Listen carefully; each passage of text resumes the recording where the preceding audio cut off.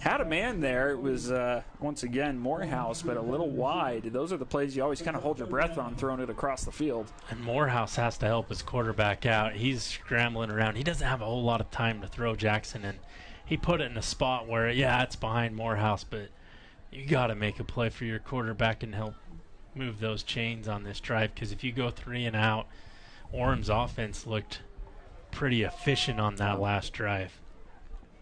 A lot riding on this play. A quick 3rd down and a long 9 yards for Maple Mountain. Put a man in motion once again, rolling to the right is Jackson. This time he is going to get an open man, and I think he hauled it in. He did. That's a 1st down for Maple Mountain. Yeah, Sawyer Leifson swooping across the middle and is able to get that 1st down. And unfortunately, the defender, was that number 6? I think he's still down. We will try to put some glasses on it and see who's down. I think it's Barker. He's able to get to the side there, so. Play will resume here in just a moment, but interesting call there. Back-to-back rollouts. Looks, and honestly, I like it. Get Jackson, or get Banks Jackson out on his feet, moving, but at the same time have designed throws. I'm a fan. Can they pick on Dallin Hill, who just checked in on your far side of the screen at corner? Instead, they hand off and running to the right. Oh, and still up, cutting towards the middle of the field. That appears to be Hoffheinz. Fantastic run. He looked like he could have just waltzed out of bounds, but instead he stayed in and got his extra yards. Yeah, great job by Hoffheinz, and he did run into that new defender there and breaks a tackle to get a lot of yards after contact. And Maple Mountain, they got down to this side of the field, drove near the red zone, and then kind of stalled. Let's see if they can punch it in this time.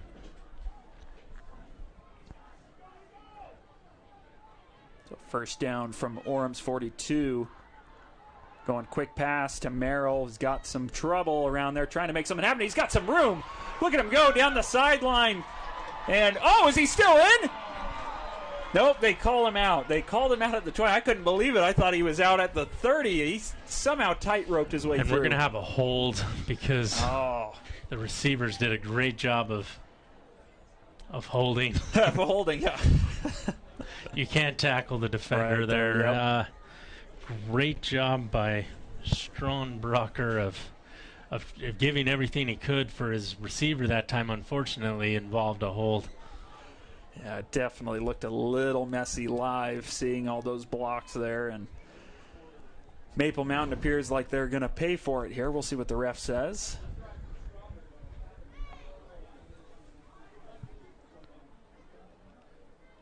Be shocked if it's not a hold. And there's Maple Mountain moving backwards. Block in the back, number 18 on the offense. Ball will be 10 yards from the spot of foul. Replay, 1st down. So it looks like they got the last block there, actually. I think you're right. We probably could have had a hold or a block in the back on that one, or we might have, but they called the block in the back. Yeah, Morehouse picks that one up, but pretty good run by Merrill after the catch nonetheless. Yes, it was. So now it's a long 1st down. Jackson, little Houdiniac, he's got some room now. Down the sideline to the 28-yard line, and he gets a huge chunk back and gets the 1st down, it looks like. And I absolutely love what Jackson does. He looks through his progressions, realizes there's nothing downfield, tucks it, and makes something out of nothing, and that is a huge run. It was so far I couldn't even do the math. It's probably over 20 yards. It does result in a 1st down. So Jackson now starting to get it going with his legs a little bit. Bunch formation to the right. Sending out Hoffheinz to the right. He's got a little swing pass there. If he makes a move, he's got room, but he is going to be maybe wrestled down. But a good job by Hoffheinz to actually pick up a yard there. I mean, that was at number 7 that time with the tackle for Orem, and that was trying to Schroeder with the tackle out there. But, Maple Mountain was trying to get everybody moving downfield through deep routes to open up that little swing pass. but Schroeder stayed home that time and makes a great open field tackle. We've got 40 seconds here left in the first quarter. Orem running down a chunk of time, and now Maple Mountain doing the very same on this methodical drive. And we've got more movement at the line. I think that might be on Orem also. I think 52 jumped that time. Sayu. Oh, they're going to call it on Maple Mountain. Never mind. False start, number 1 on the offense. 5-yard penalty, still second down. That is interesting, because just reading the body language, I saw a couple of Tigers kind of throw their hands up in the air like, oh, man, I can't believe we did that. But the refs call it on Maple Mountain, so there might have been some movement. Yeah, and Merrill was lined up, I believe, on the end that time, and so kind of out of position to jump. So maybe he probably did and bailed him out. Oh, he had Merrill open, but some miscommunication. Merrill goes left, but the throw goes right. Yeah, and that was open in the seam that time, and if they're able to connect there, we've got ourselves a 1-point game with the PAT pending. Instead, we got 6 seconds and 3rd and 14. Big missed opportunity there for Maple Mountain. We've got 6 seconds left in the first quarter. Might be the final play of the quarter.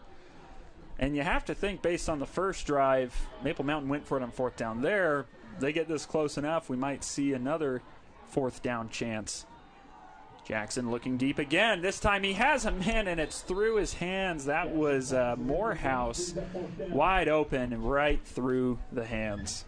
And that was a spot where Morehouse was going to get the first down or be about a yard or two short. Instead, it looks like they're going to go for it on 4th and 14 as Kalen Hall's like a punt that goes in the end zone only nets us 14 yards. Yeah, right. Let's ride, I think is what they say. Yeah, let it ride. And, man, we'll see what Maple Mountain does here, but that was 2 missed opportunities. One on maybe the throw, and then one on just a pure drop. So now it's 4th and 14. Jackson looking deep, goes down the field, and looked like it was going to be an interception. It's dropped, but that might actually be better. We do have a flag on the field, though. If it's on the defense, do we have an untimed down at the high school level? We'll have to see. Good question. There is a penalty marker down. This could be fun. Canadian untimed down, possibly. Oh, I almost saw a motion of hold. I don't know if that would be offensive or defensive. The Maple Mountain offense looks like they're staying on the field.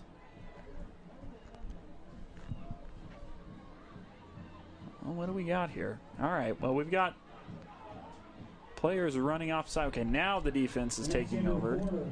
And that's going to take us to the end of the quarter, it seems. We have no word from the referees, so yep, we'll take it to the end of the quarter. Once again, we appreciate you watching us here on Spanish Fork 17. We'll be back with you in just a moment after these messages.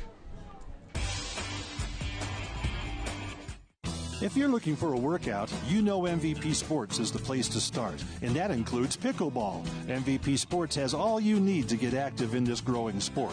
Paddles, shoes, clothing, and the pickleballs. MVP Sports in Spanish Fork. The best time to check your furnace is before it fails, and you can rely on Triple T to do the job right. Our technicians are trained every year so you can sleep better at night, knowing your furnace is safe to operate. Call Triple T at 798-7711 to schedule your tune-up today.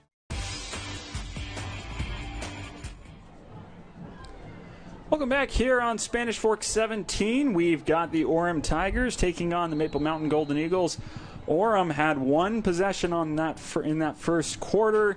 They punched it in for 7. Maple Mountain 2 relatively long possessions that stalled out deeper into Oregon's territory and turned it over on downs. I was checking out some scores, and there's one that's really not relevant to us, but it's a fun score. Royce 2, Woods Cross 3. You don't see too many 2 to 3 scores in football. It's 1905 for those 2 schools. Also, Springville was trailing Wasatch 6-0. All right. Orem a moderate gain of 4 yards on the first down play. they were stopped a couple times on the ground by Maple Mountain, but then they had their share of broken opportunities as Ingeman looking deep downfield, but he goes medium range and looked like it was maybe overthrown for the intended receiver. That was Jackson Sanders he was trying to get it to. Yeah, it was either way overthrown for Sanders or really underthrown for the guy going deep. Oh, yeah.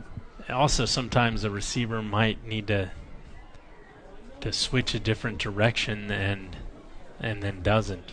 Yeah. So here we go, another third down for Maple Mountain. They have made a stop on third down, but then it was converted on fourth down. Make a play here, they might get the ball back. Some pressure, and it's intercepted! Going back the other way is the Golden Eagles. Can they take it to the house? Cutting it back to the middle of the field and still up. Taken down at the 15-yard line. A flag is down. And that looks like it's number 12, Vil Fano. Yeah, Fano with the pick there, just drops back in his coverage. Just a bad pass by Engelman, and Fano takes advantage. Wow, that is a huge play there. Big break for the Golden Eagles. They get the interception and bring it back to reverse their fortunes here at about the 15-yard line. Best field position of the night for the Golden Eagles, and just need to go about 18 yards depending on the penalty here. During the return, blindside block, number 36. Ball be 15 yards from the spot of the foul. First down. That is they'll take the interception, but that is a bit of a blow on that play. Yeah, that's a disappointing end to that. Instead of starting inside the 15, they're starting at 32. This is right around where their drives have stalled out the last two possessions. And Jackson keeps it, but he's wrangled back at the line of scrimmage. Might have even lost a half yard there. And big number 50, Oppo, that time with a big tackle there. And Jackson loses a yard. Plays. Another little rollout there for Banks Jackson. And that one is to number 2 for Maple Mountain. That's Wilson, senior. And he was quickly brought down by Chewy Schroeder, who he is hitting some people tonight for Orem and making great open field tackles. That was Wilson. Looks like his 11th reception on the season. Came into this one with 74 yards through the air. So a 3rd and 8.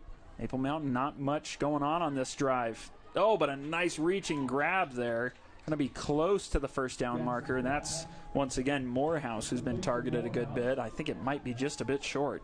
And that one was off target that time for Morehouse, but he made go gadget arms or something to make that catch, and that's tough to do, especially when you know you're going to get hit. So great job by Morehouse watching that one all the way into his hands and tucking it in to absorb that hit. Yeah, that's a little bit of redemption there for Morehouse, as he had one go right through his hands on the last possession, but makes a great grab there to move the offense on this 4th and 2.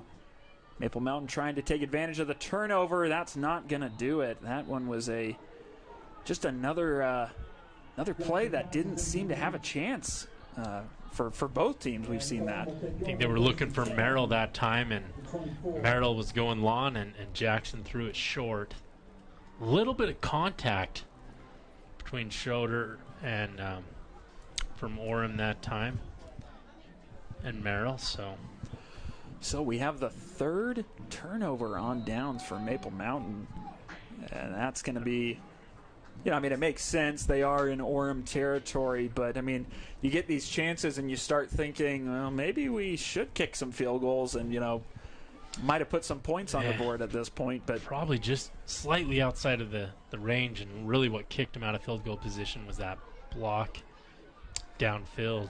Big hit on Hickson on the left side boundary, goes out about the 35. I think Hardy is having himself a great game out there. Unfortunately, he's making tackles way downfield after Orm's had a huge gain. Right. He's getting a lot of style points, but Maple Mountain's got to do a little bit better job of tackle or stopping guys at the point of attack and not downfield.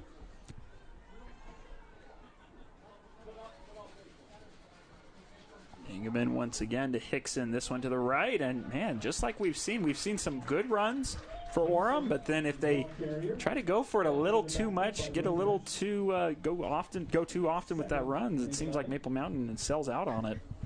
Yeah, you're correct, and great tackle by Brainhurst. He's one of these defensive ends that can get going here for Maple Mountain and cause some havoc in the background, but we haven't seen him or Wolfgram, the other end, do too much tonight.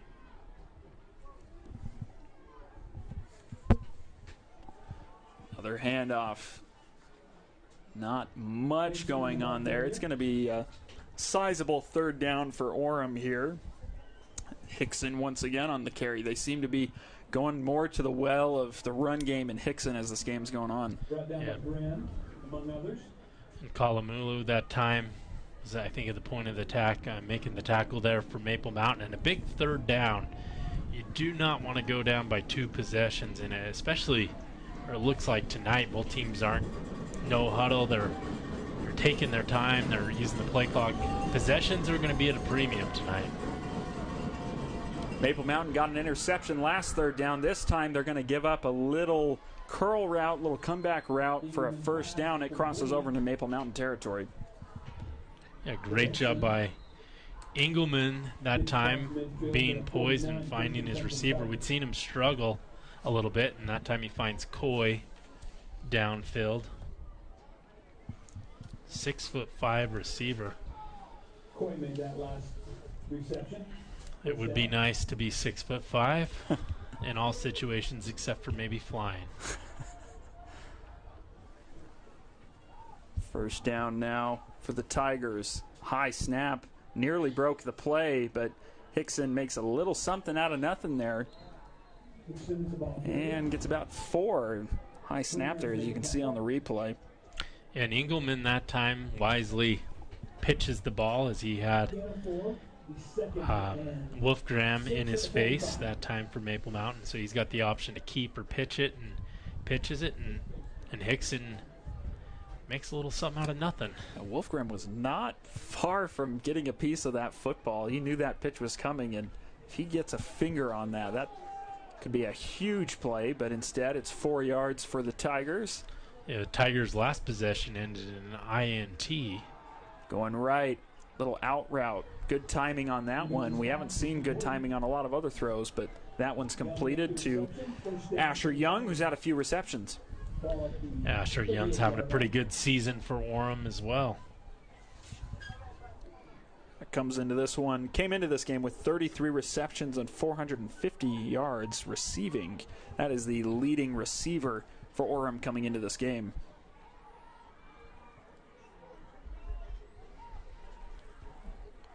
Another first down.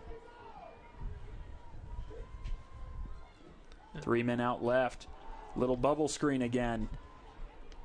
Barreling his way down. Oh, and the ball is out. Do they say? Oh, they're going to say he's down. No, man, that big call there. Usually when they're down, the ball doesn't pop out with that much emphasis, that much force. But, you know. Yeah, it's Salenbach. His knee could have been down. Salenbach absorbed a pretty big hit there. And Orem is just getting 5, 6, 7, 8 yards every time they hike the ball here. So Maple Mountain's got to change something up if they're going to stop on this drive. At this pace, this is going to do a lot of damage to the stamina of Maple Mountain. And on that run play, cutting it inside are the Tigers. That's Hickson. I thought he was going to stay wide there, but looks like Maple Mountain had the angle on him, forced him inside. I think Banyos and Kalamola that time with the tackle for Maple Mountain, making sure he didn't go anywhere. So a pretty good defensive stop there. Yet another third down. There's been no shortage of third downs that the Golden Eagles have forced, but the conversion rate far too high. we'll see what they do. Do they dial pressure? Do they stay back? Looks like they're going to bring one man off the edge, going deep on the right side. A lot of pushing and shoving, and that ball goes out of bounds. That was intended for Asher Young. That one looked uncatchable, so the official doesn't have to decide who had the most contact. And it brings up 4th and 4 here, and Orem doesn't look like they're going to hesitate. See if they bring in those 2 fullbacks and just try and get it on the ground. Goodness, we are, I don't know if anybody comes here to see any punts. You know, maybe somebody does. Maybe the soccer players do, but they have seen none so far today. No punts. Which is crazy because we haven't seen a lot of points either. No. So another 4th down here. Ingeman looking to the right. That's a bad throw, or again, a miscommunication. We don't know on that one, but there it is. Another turnover on downs, this time for Orem. We can send this game to the rules committees all over the world and say, see, we don't need punting in football. They get a tug-of-war match. No punting. Go for it on 4th down. Get rid of the field goal kickers. Yeah. You know, there are some teams I've heard of, some high school teams, that they only kick onside kicks. You know, don't do any kickoffs, only onside kicks. Never punt. Yeah, never punt. Go for it on 4th down. You know, if you have the most talent in the world, it works for you. If it doesn't, then it's probably a disaster. Yeah, little option play now for the Golden Eagles, and some green grass and some room there to go for, that was Hoffheinz. So we've seen some option plays here for both teams and some good blocking downfield.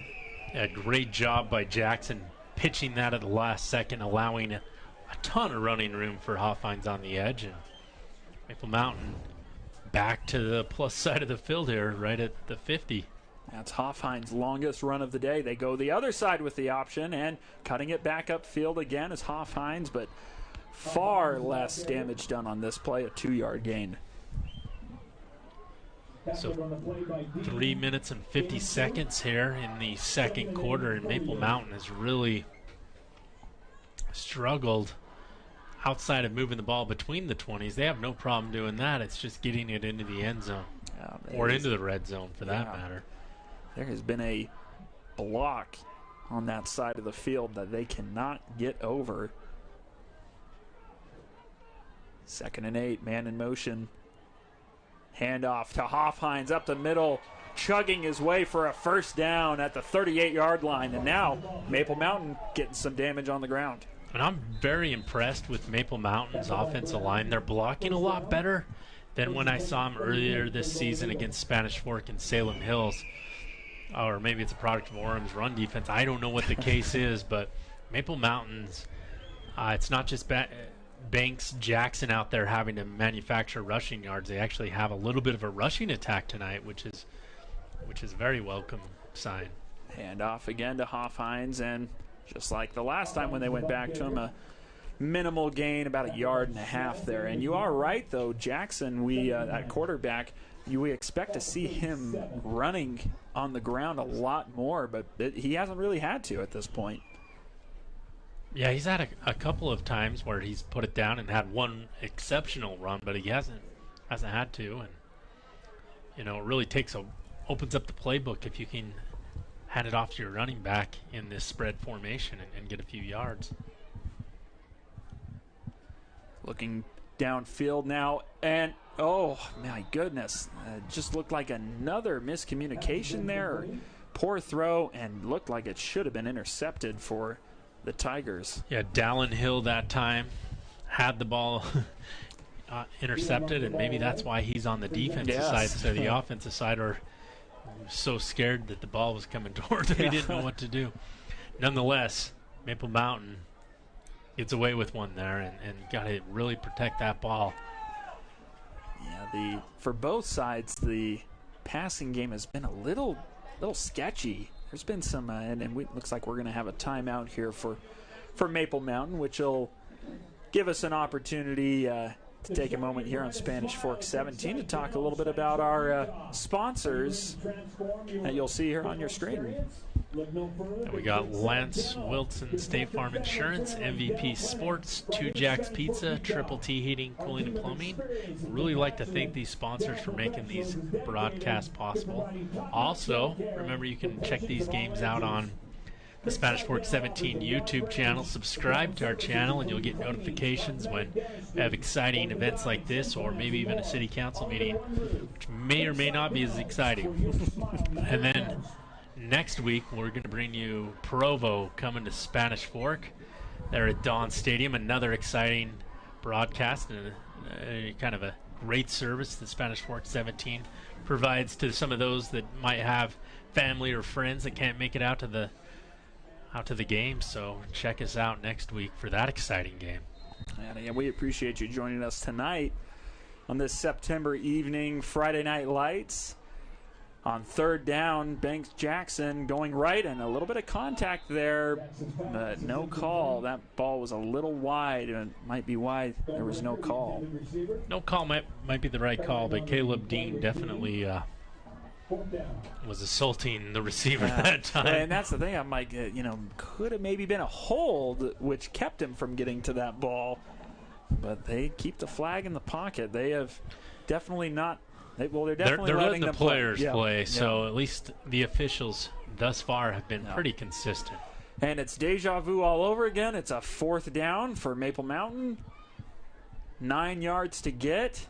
Looking to the right, and it is for Merrill. Some contact again, but no call. It's another turnover on downs. Pretty good coverage that time by Dean and Hill of Orem, bracketing Easton Merrill that time. And not a punt. Again, Maple Mountain's able to just get in that zone where it's like, hey, we're close enough. We want to go for it. We're inside the 40, but haven't been able to convert on fourth down that I'm aware of, and I believe they're 0 for 4. It has been the storyline of the game. Both teams going for it on fourth down many times. I guess the one difference is Orem had a 4th and 1, manageable distance. They did convert that fourth down on their opening touchdown drive, and that's been the difference in this game. Other than that, it's been pretty even for both offenses. 2 minutes to go, so this potentially could be the last drive of the game, or the half, excuse me. Another swing route to Hickson, and he is slammed down to the ground at the 40-yard line.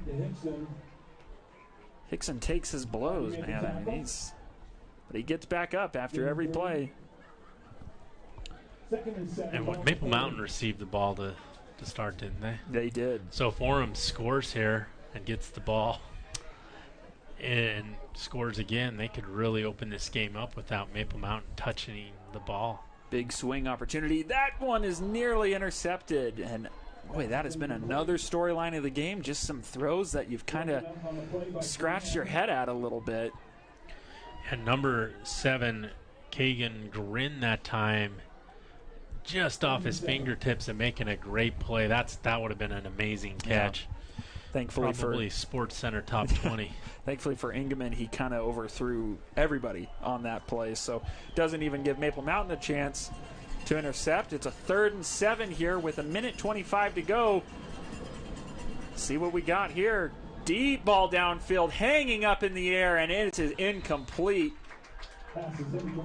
That one hitting the ground. Pass intended for Boston Salenbach. That ball just hung up there, but and Salenbach bounced it off the ground to catch it that time. And here we go. Let's see who the punter is for Orem this year. Here we go, folks. We know this is what you tuned in for. We can finally present you with our first punt of the game right Looks here. Like it's is that Caleb Dean back there? Could be. Let's see. It never faced the right way. Nope. A little bit of pressure there on that punt. It's another bouncer. Dangerous ball. A flag is down. Merrill, that's not Merrill out there. That is number 18, Morehouse. Went for the risky play there to stop that ball from rolling, and he fumbled it a bit, but gets on top of it. We'll check the penalty. Yeah. And it was Caleb Dean punting out there for Orem, and if this penalty's on Maple Mountain, it could push him back, and Orem, if they can get a stop on first down. Block in the back. Return team number 12. 10 yards from the end of the run. First down. This puts Maple Mountain in an interesting spot where I think if it was where the play ended, for sure they're going to try for points. Now at your own 12, you might just want to get out of the half here. We'll see what they do. Wouldn't be surprised if they're aggressive. If they try and get out of the half here, look for Orem to use those timeouts. I don't think anybody's used a timeout yet. I think Orem had one earlier. Oh, that's right. They don't have it on the scoreboard here. 3 men to the right for Jackson. They are throwing in pressure, and there it is. It gets him. And Jackson taken down at the 9 or maybe even the 8-yard line. So it does at least force the clock to run. Yes, Sayu picks up the sack that time, and clock's running. Doesn't look like Orem is going to use a timeout here, and Maple Mountain still looking to put points on before the half. You got to be careful when you're in this close to your own end zone. Yeah, now they are milking that clock, so just trying to get out of this first half with about 30 seconds left to play. 7 seconds on the play clock. Jackson hands it off. Really going nowhere is Hoffheinz, but it does the job of getting that clock to continue to run. No other timeouts being taken by Orem, so it looks like this defensive struggle is going to come to an end here in this first half as the clock winds down. And, yep, the teams are going to make their way to their halftime meetings. Boy, a lot of action in that first half, but not a lot of points, as we have Orem up 7-0 here at the end of the first half at Maple Mountain, which should be an exciting second half. Of course, we'll have the halftime show for you, so stick around. We'll be back with you after these messages here on Spanish Fork 17.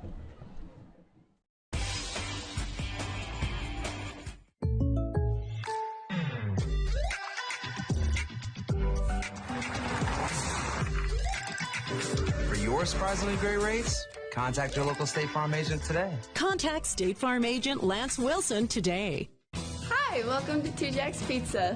For the best pizza you'll ever taste and our world-famous cheese sticks, come to Two Jack's Pizza on Main Street in Spanish Fork or call us for a quick delivery.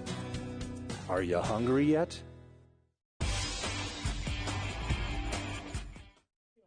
Maple Mountain High School Elevays.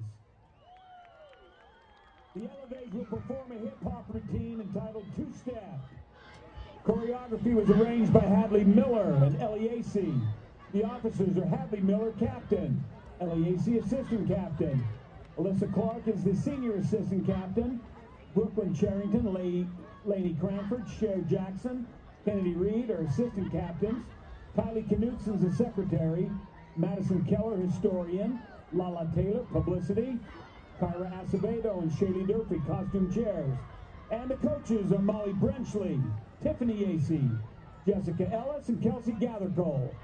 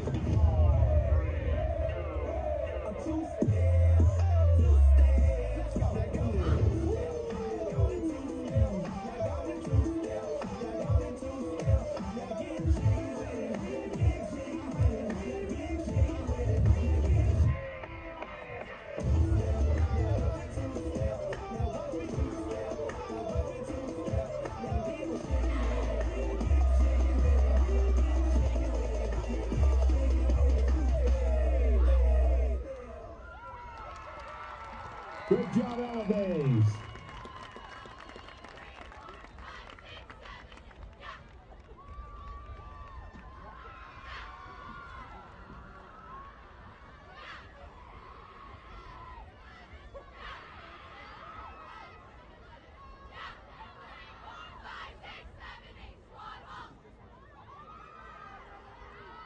All right, fans. Now welcome to the field, your Maple Mountain High School cheer squad. This cheer halftime is sponsored by Revere Homes, building dreams one home at a time. Visit reverehomes.com for more information and locations. Our subdivisions are currently located in Santa Quinn and Eagle Mountain. We're proud to support the Maple Mountain Cheerleaders. Go Eagles! The cheer team is coached by Aubrey Ernest, assisted by Jenny Larson and Peyton Marshall. They will be performing a routine choreographed by these cheer coaches.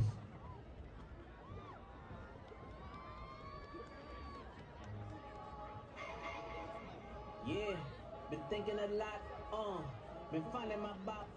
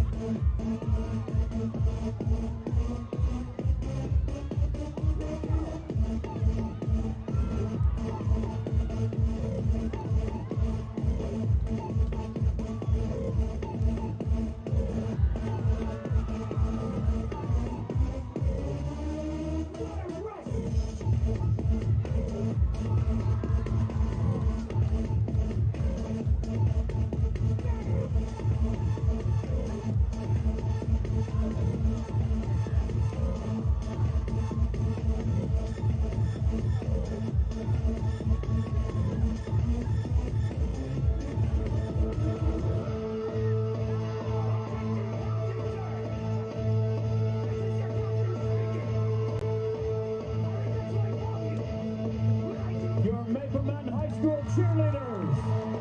Great job, thank you.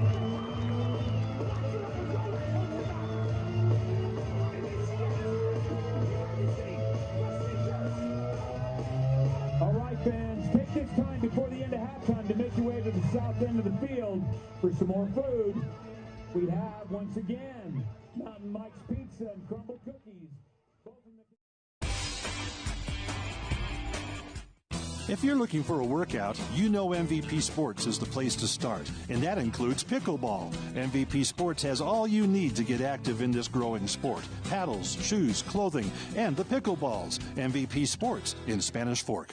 The best time to check your furnace is before it fails, and you can rely on Triple T to do the job right. Our technicians are trained every year so you can sleep better at night, knowing your furnace is safe to operate. Call Triple T at 798-7711 to schedule your tune-up today.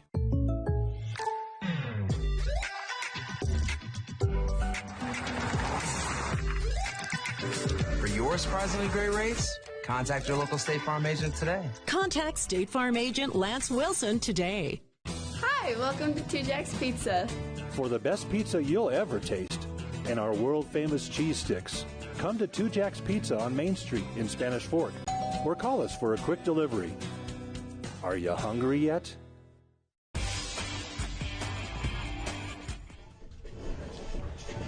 We welcome you back to Spanish Fork 17's coverage of this high school football matchup between the Orem Tigers and the Maple Mountain Golden Eagles.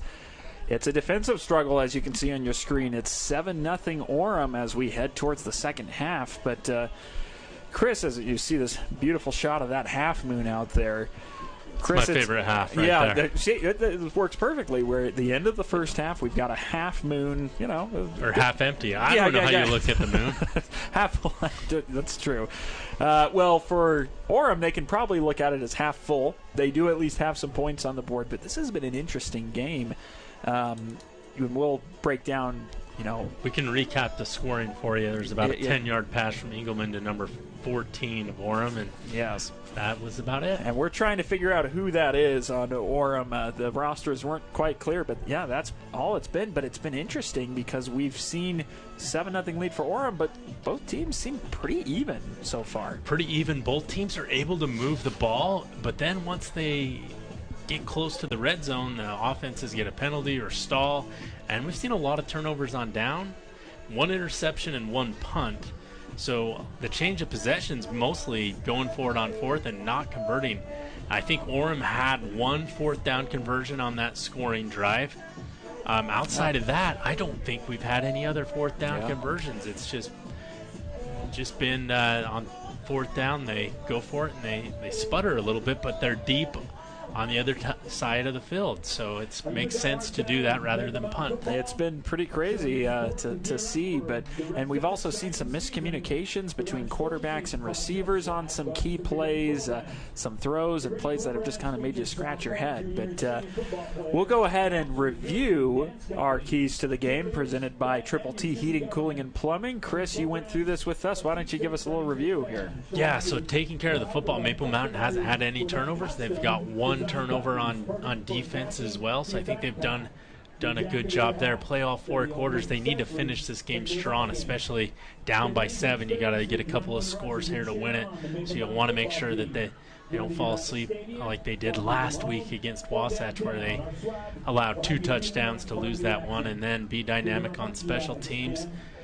Well, we haven't seen anything too dynamic on special teams other than just returns about to the 25 for Maple Mountain, and Orem hasn't had a return until we start the half here. So I think if we were gonna, Maple Mountain's just got to figure a way to get that ball into the end zone, whether it's on the ground with Hoffines, if it's through the air with Merrill, or if it's Jackson making some magic with his own legs, or to another receiver. They just got to break through the ice that is stuck at the 20-yard line, if you will, keeping them out of the end zone. Yeah, they've had some fourth downs that have been long, too, which has contributed to it. But, of course, we've got some other games going on here around the area, not just at Maple Mountain.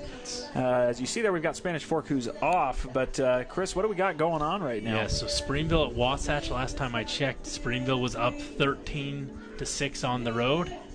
You'll notice most of the road teams are winning. Timpview up at Cedar Valley 27-0. Provo at Payson up 19-3. And Salem Hills up on the road 14-3. And then the lone home team that's winning was Mountain View at Timpanogos 27-27. So that's some games of interest in both Region 7 and Region 8.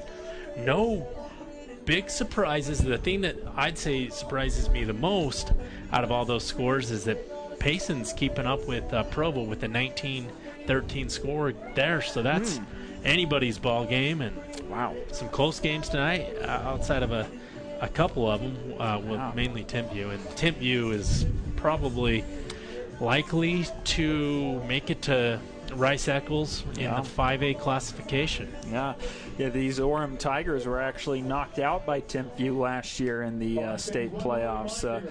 So Timpview, a great program, doing good work tonight, it looks like. Yeah. If we want to be positive, Maple Mountain only won 1 game last year. They come into this one 3-3, and I watched them at the first of the season. We had their second and third game of the season, and they struggled to even run the ball and outside of a quarterback scramble or quarterback draw, but it definitely seen a lot of improvement.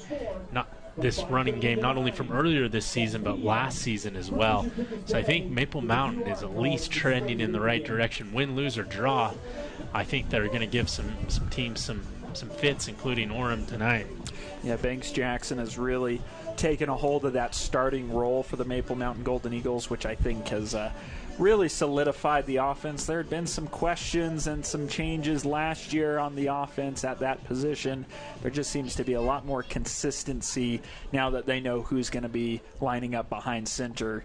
I would say under center, but of course nobody does that anymore, so behind center. If we want to pull up the standings for Maple Mountain, they've got some tough sledding ahead in this Region 7 as well, because this week they're at Orem 1-1, right?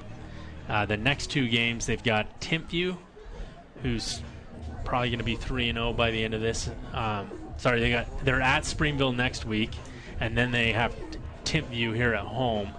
And so for Maple Mountain, this is the critical stretch where you want to get one or two of these big wins. You want to win all games, but just to maintain that RPI where they're number 11 and to try and get that home game that first week of the season. So I think for Maple Mountain, they're in the teeth of their schedule right here, and if they can come back here in the second half, that would be huge for their RPI and give us some confidence heading into a Springville game next week at Springville, and Springville's just going to try and run it down Maple Mountain's throat if I was going to make any predictions. So Maple Mountain's got to get ready for that. But first things first, they got to figure out how to score. They've done a great job of holding Orem's defense, and Hardy, I think, is making a push for MVP player of the game, where he's making sure nobody gets behind him from his safety position. Yeah, it's unfortunate that he is a safety, as you mentioned earlier, because if he's tackling guys, that means it's typically a nominal gain. But when they've met him, he has stopped them. I mean, there's been no yards after contact when they've come across Hardy. And, as we said coming into this game, both teams, kind of a little cold coming into this one. Orem losers of 4 to their last 5. Maple Mountain losers of 3 to their last 4. What's on the line in this game for both of these teams that want to get back going in the right direction? Obviously, momentum, confidence is another big theme. You get a win here, you win, your weekend's a lot better. You come into Monday's practice with a little bit more energy, and it's rivalry week next week, so it just makes life better when you can win, especially for Maple Mountain. For Orem, they've had a lot of success, and so for them, they're in unfamiliar territory where they've got a 2-4 record. They've started seasons with losing records just because they schedule tough outside of region, or historically have. And so for them, it's just, you got to find that mojo. What made Orem football great? I guess to not get political here, but make Orem football great again? I don't know. The hats. Get the hats, yes. Yeah. Only blue hats and white trim. And those helmets that Orem have, they look pretty clean with that sharp, tiger.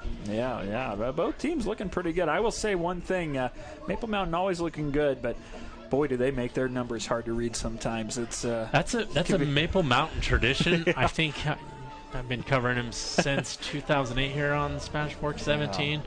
They do it for you, just to spite you. Did the first game, and they are about the hardest jerseys to read in the state. So congratulations on being number 1 at something, right? And I apologize to the audience if we say the names for Orem much quicker and faster. It's no bias. It's just they're a lot easier to read. So. Well, you take Hardy, number 30, and I'm looking at him right now, but I could see 36, 38. Yep. It's I know it's 30.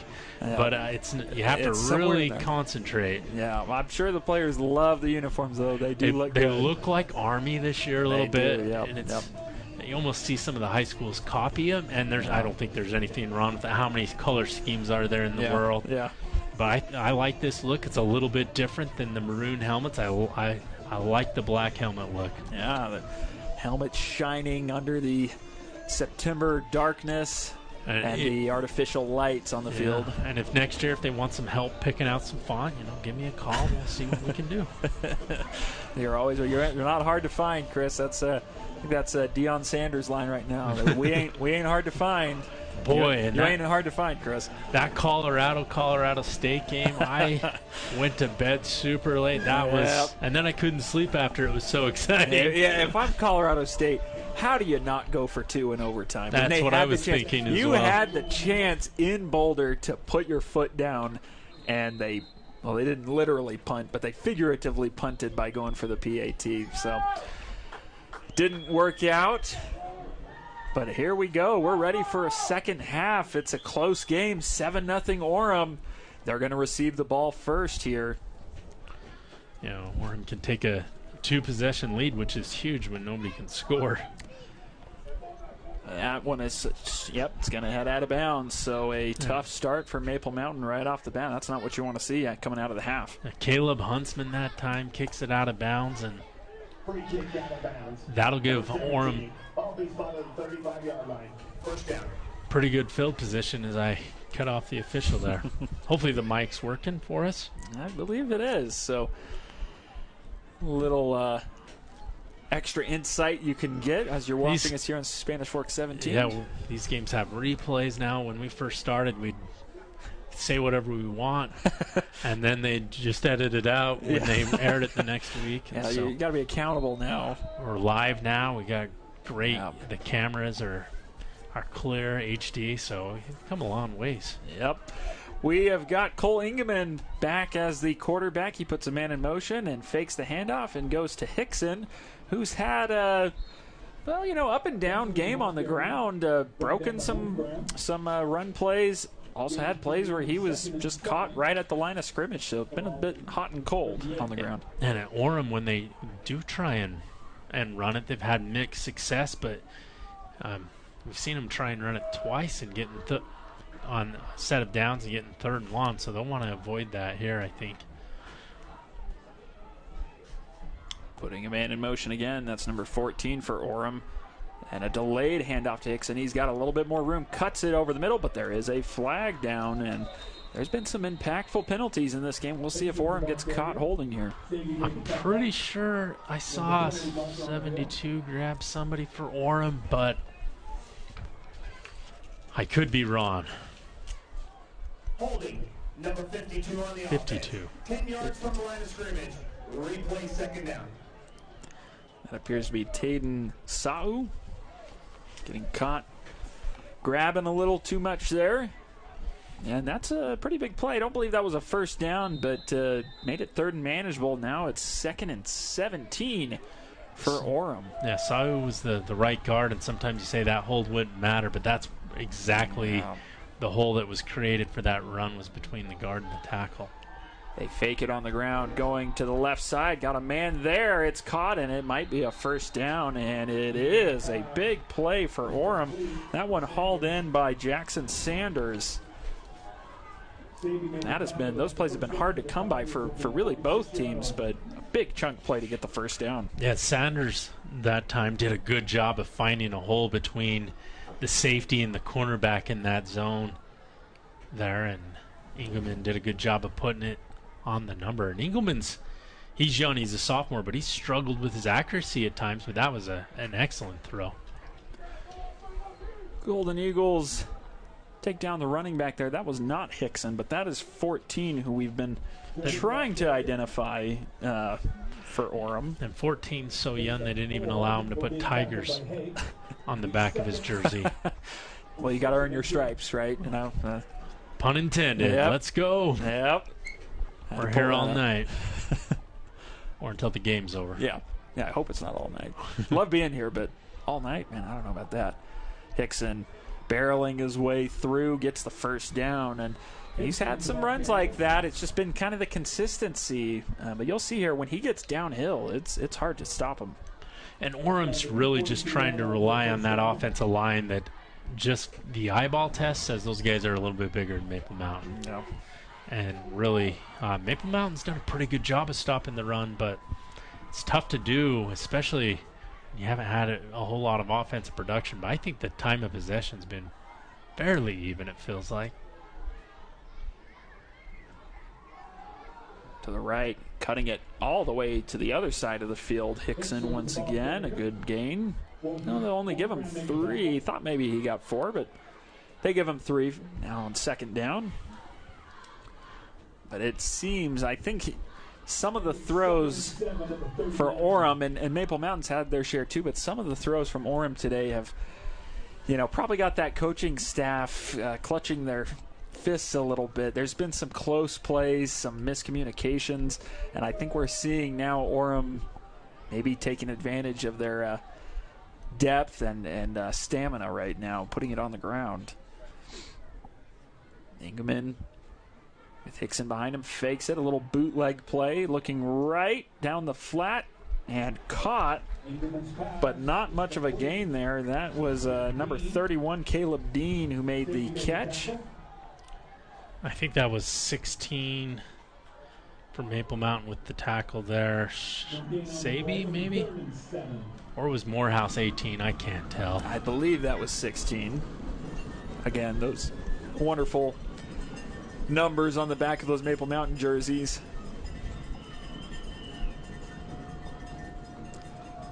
Big third down here. You would have to guess it's 4-down territory once again for Orem. So do they try to get it all here? Do they just try to get a few of those yards to set up for 4th down?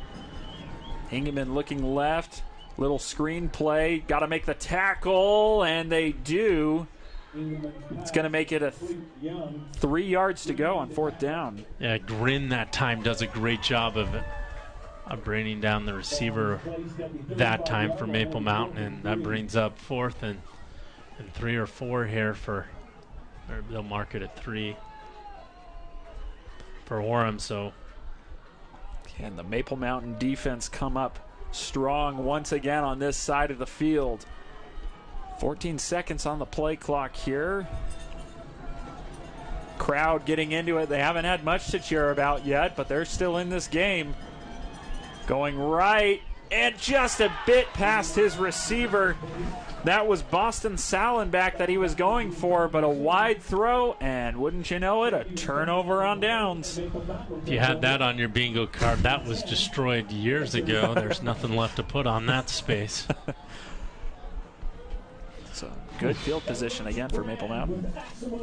Maple Mountain's done a good job of driving the ball down into the 35. They just got to figure out how to get that last 35 yards. Hoffhines is going to be the running back to the left of Jackson. He started to get it rolling a little bit, did Hoffhines at the end of that first half.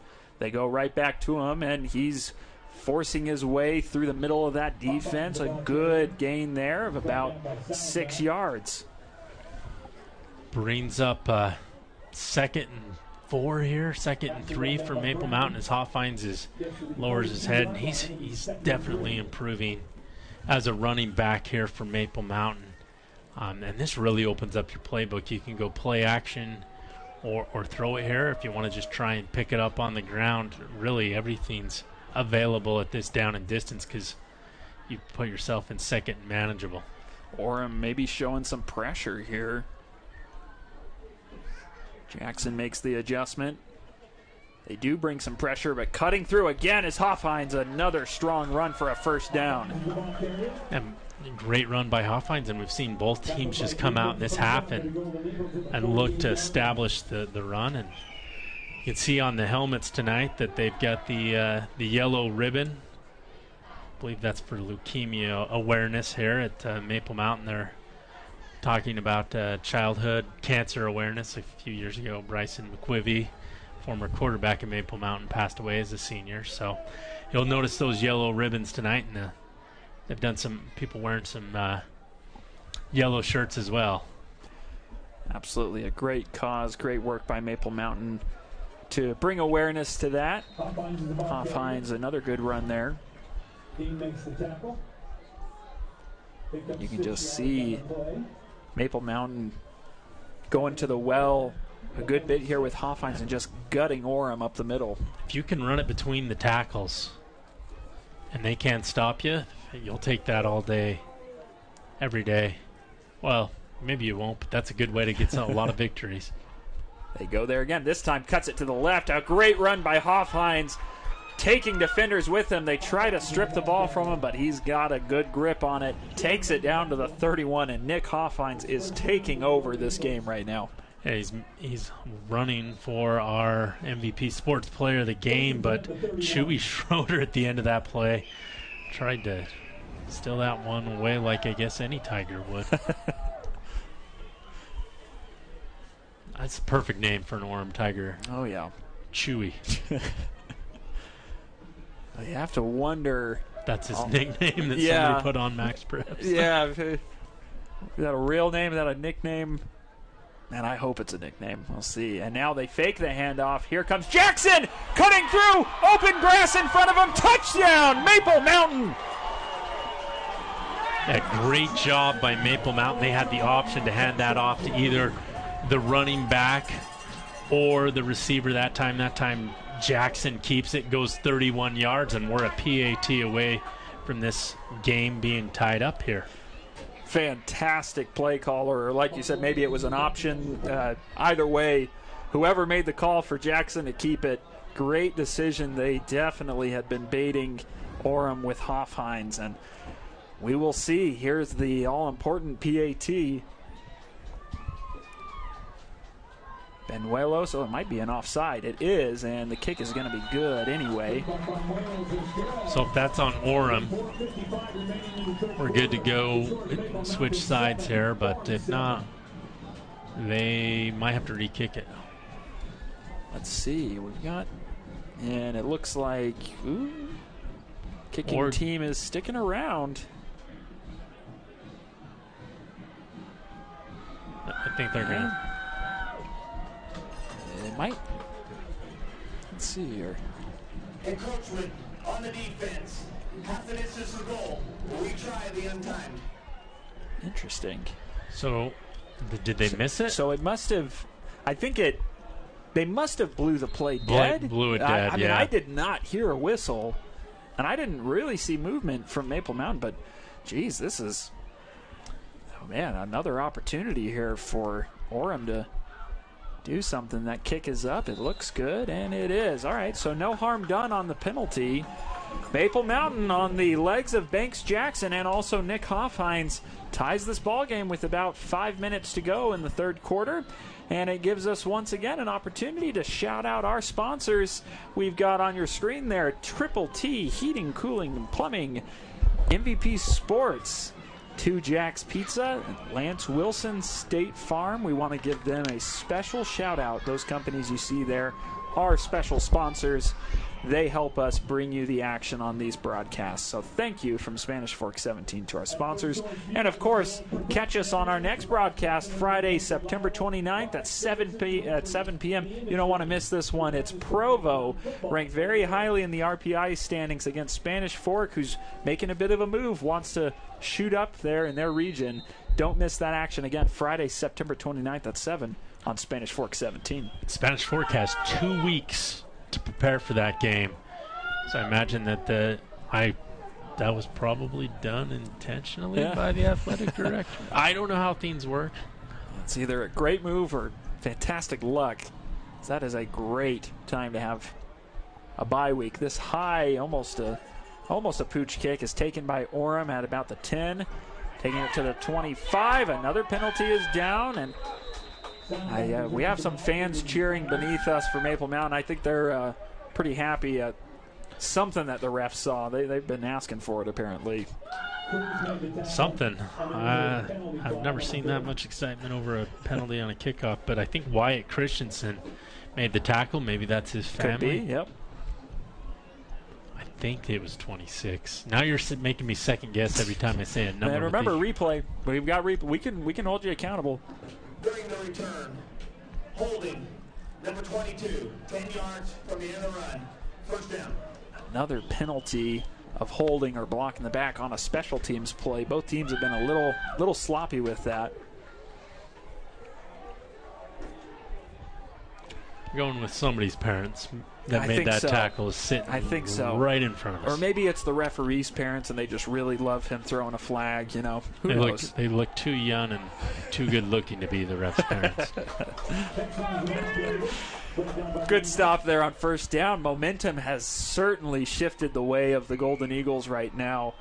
Orem once again stopped on downs their last possession. They're trying to get back into a swing. They haven't scored since their first possession. And Maple Mountain's run defense has been on spot tonight for the most part. Obviously, when you have a team run it as much as Orem and has a quarterback or a running back like Hickson, Yep.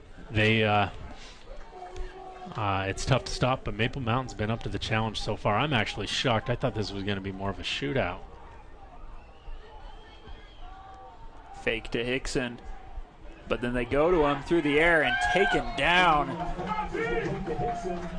That appears to be Tiger Hakes that time with the tackle Yeah. from Maple Mountain on number 19. little tiger on tiger crime right there.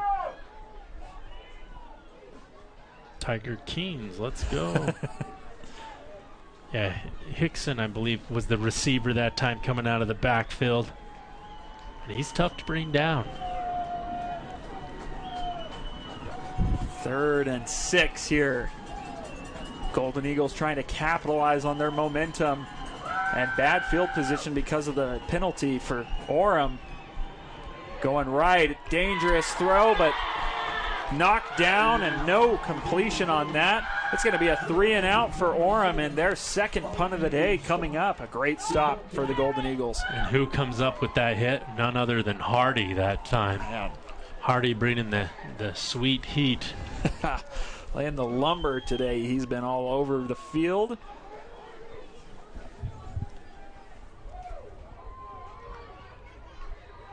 Looks like that's Morehouse back to receive. Last punt was played on a hop. In fact, just about every kick and punt today for Orem has been on the ground. This one up in the air, some hang time. It's going to be a fair catch for Morehouse. He takes it on Orem's 48 or so. Great field position for Maple Mountain, and they moved the ball very well on the ground. Didn't put it through the air once on their last drive. So this is the opportunity for Maple Mountain to take control of this ball game and get their first lead, as Orem has led most of the ways as they had that early touchdown catch and throw by Engelman. So this game, either I'm having a lot of fun watching this defensive battle or this game is flying. I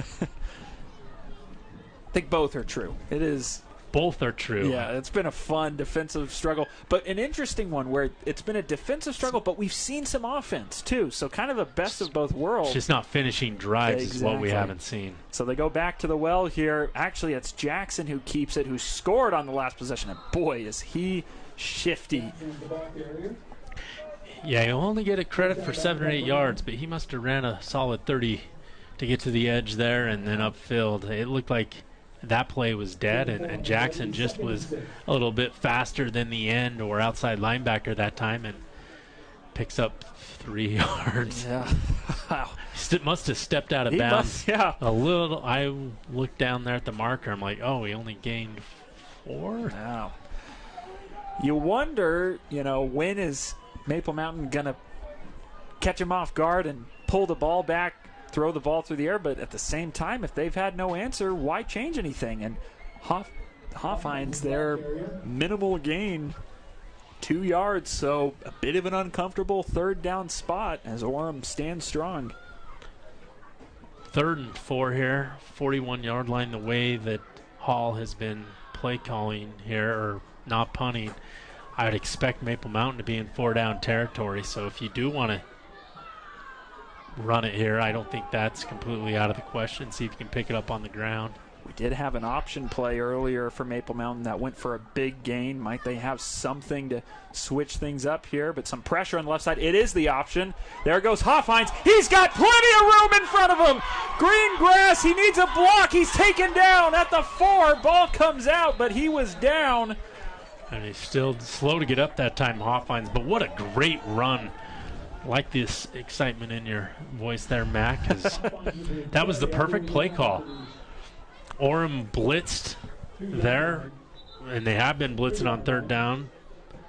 And so that option plays open on that edge as Chewy Schroeder over pursued number 7 for Orem that time. And that's something as Hoffheinz is still down, unfortunately. That's There he is. He's up. He hopefully is okay.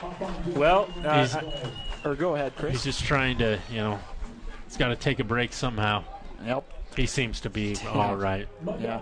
Well, Chris, I don't know if you know this, but I'm also actually the offensive coordinator for Maple Mountain on that play. Talked about the option.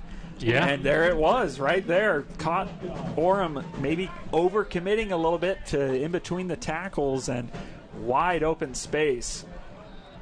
And this has flipped the game. I think Yishi, is that who's in the backfield? Yes. Number 23, Yishi's checked into the ball game for Hoffein's hair. I don't know that he's had a single touch today. Little movement here. They're going to roll out right. Maybe a little pick play. Got a man open. Caught. Touchdown. Maple Mountain. And we got a little extracurricular activity after the play. Flags flying. That was 18 that time with the catch there, as everybody just kind of ran the open side, and Morehouse comes up with the touchdown catch. Maple Mountain's first lead. And we will see. Maybe we get offsetting penalties here. I hope so. They're looking towards Maple Mountain's sideline. It might just be on Orem, in which case I believe Maple Mountain can put this on the kickoff. After the touchdown, dead ball, personal foul, 52 on the defense. Half the distance to the goal on the try. Untimed down. High school likes to keep the rules how they've been for a long time. A lot of divisions. College and the NFL, they'll usually assess that on the kickoff, or give you the option to assess it on the kickoff. Yeah, that is a good point. Yep, no option here for that, so it will just be a regular PAT, no penalty on the kick. And on this PAT, it is good. Maple Mountain 14 unanswered points so far to begin this second half, and they have capitalized on a stout run game that started to get its legs at the end of the first half, and it's carried over into the second half.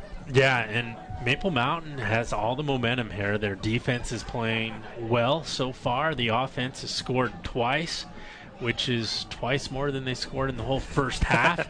So it feels like whatever adjustments Maple Mountain made at half, they're working.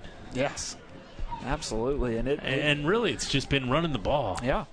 Nothing too fancy, but they've had a few wrinkles here and there. Jackson keeping it on occasion. The option play on third down. Just enough to keep Orem off balance to where they can't 100% commit to just that dive play up the middle. And Huntsman will see if he can keep it in bounds this time, as he kicked the Wilson football out of bounds last time.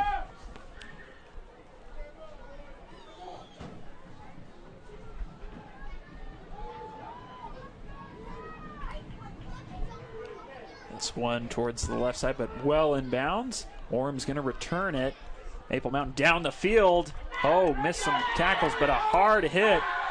And it looks like we have another tackle here. I think that's is that number 50 for Cruz? Maple Mountain?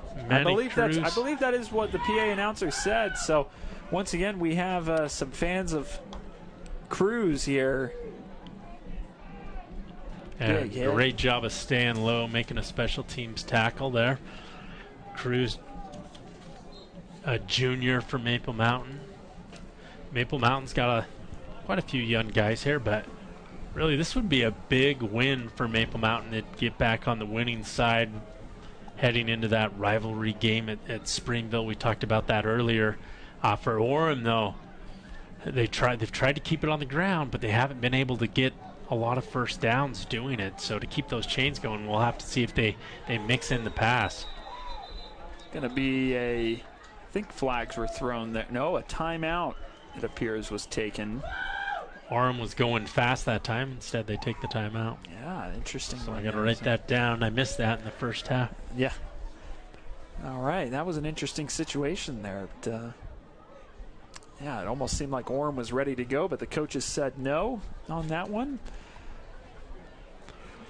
14-7 for Maple Mountain, and Coach believe it's Reynolds for Orem there. He's got to draw something up. How can we do things a little bit different? And it's unusual to set your team up and then call a timeout immediately, but that's exactly what Lance Reynolds Jr. does for Orem. It's one of those, in every sport right now, we're getting more and more analytical minds that are telling you how and how not to coach. And one of those things that they push for now is you never want to take timeouts on offense unless it's at the end of the game, and you're trying to stop the clock. If I was coaching, I would just have ChatGPT and say, here's the down and distance and score. What should I run? AI coordinator going deep down the field. Oh, and a nice grab over the top. That's Asher Young, the leading receiver for Orem. And I think that was no accident. I think they said, let's go ahead and get this to our best receiver. Yeah, Asher Young's got to be approaching 500 yards. He's had a couple of catches, and he came into this game with 454. But great throw by Engelman, throwing it beyond the defense that time and giving his receiver a chance to make a play. That was Maddox Sabi that was in coverage there. Young went over the top, and a quick chunk play for Orem trying to tie this game up. Oh, but met in the backfield are the Tigers. And that's Hardy. Wow. If Maple Mountain wins this game, we might have to give him player of the game. That's his second tackle for loss, but he's definitely made sure that Orem hasn't gone beyond him playing his strong safety position there. I don't know if maybe he's playing free safety, but either way, he's a strong safety. Yeah, that much has been confirmed tonight. Been all over the field and snuffed that play out. Orem behind the chains, and it's intercepted once again. That is an interception by the Tiger. Yeah. Tiger Hakes with a big interception there. Maple Mountain's second INT of the game. And they have all the momentum, and the fans are having fun here. It's fall, y'all. Yeah. Tiger breaking Tigers' hearts tonight. A huge interception there and a great opportunity for Maple Mountain to get a little bit of separation. And it feels like Maple Mountain has won the field position game for the most part tonight. When they've scored and outside of kicking it out of the end zone there on the two times that they kicked it inbounds, Orem hasn't even gotten the ball past the 20. Just rolling to his left is Jackson, and I think that was a flag that came in. Yep. Also, just for point of information here, Hoffhein's not on the field on that first play. That was we'll check on the penalty here. I'm not seeing Hoffhein's on the sideline, and I don't see him tent up, but I'll have to keep an eye on that. Holding 79 on the offense. 10 yards from the line of scrimmage. Replay, first down. That negates a big play for Maple Mountain. They would be driving close to the end zone there. Instead, they're back near midfield with first and 20. Now, you don't want to stack those penalties. I've seen at the high school level too many times where you get like 3 holdings in a row and all of a sudden it's first and 40. That's Hoffhein's back in. They go to him, and look at that. Doesn't miss a step. He's taking Tigers with him. Big game there to make it a much, much better outlook on this second down. Yeah, and great job at just blocking, finding a guy to block. I think in this formation, they do a lot of zone blocking, and Maple Mountain's putting a hat on a hat and creating some holes. Tigers bringing pressure. Hoffhein's cuts right through it. Close to a first down. And the Tigers are over pursuing on that defensive line. They've got to maintain their blocks and not allow such big holes. But first and 20, Hoffhein says, give me the ball twice. Yeah. We'll get the first down for you. Yep. Interesting look here. It looks like they're going to take it to the end of the quarter. I was wondering if they wanted to maybe capitalize on maybe some tired Tigers, but Looks like they're going to be content taking it into the fourth quarter. And what a quarter it was for Maple Mountain. 2 touchdowns. Good-looking work on the offensive side of the ball and the defensive side. So with that, we're going to go to a quick little break here, and on the other side, we'll have the final quarter for you. If you're looking for a workout, you know MVP Sports is the place to start, and that includes pickleball. MVP Sports has all you need to get active in this growing sport. Paddles, shoes, clothing, and the pickleballs. MVP Sports in Spanish Fork. The best time to check your furnace is before it fails, and you can rely on Triple T to do the job right. Our technicians are trained every year so you can sleep better at night, knowing your furnace is safe to operate. Call Triple T at 798-7711 to schedule your tune-up today.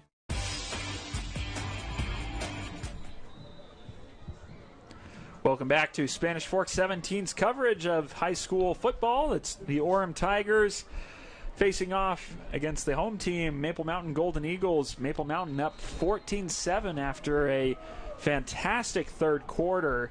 And they have the ball with the chance to go up 2 possessions, ball at the 29-yard line of Orem. And an update for you in the third quarter, Payson has taken the lead at home against Provo, 19-23, in which would be a little bit of an upset. Hoffheinz, more room, and he's brought down by a shoestring tackle.